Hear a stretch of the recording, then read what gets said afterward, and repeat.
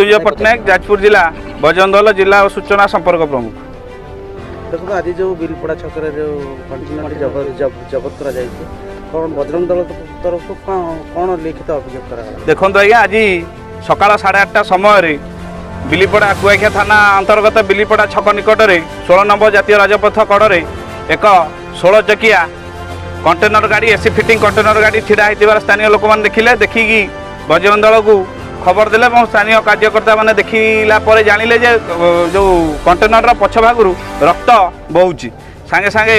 कुआखिया police की खबर दिहला और आम मैंने उपस्थित रहिलु उपस्थित है देखिलु जे से गाड़ी रे बेआईन भाव गोमांस चालाण होउची एवं से गाड़ी की सुरक्षा देवाई दुईटी स्कॉर्पियो एवं गोटे मारुति सुजुकी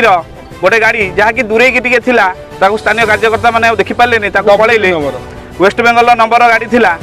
ताकू देखी पारे से पलैले तो यही परिप्रेक्षी आम आसी विश्व हिंदू परिषद बजरंग दल तरफ कुआखिया थाना एक लिखित अभियोग कलु। ये अभियोग को पुलिस ग्रहण करी जदि दृढ़ कार्यानुष्ठान ग्रहण न करे आम मैंने जिले में देखीचु अतीत दिन में 2020 मसीहा नवेम्बर मसरे जेनापुर थाना अंतर्गत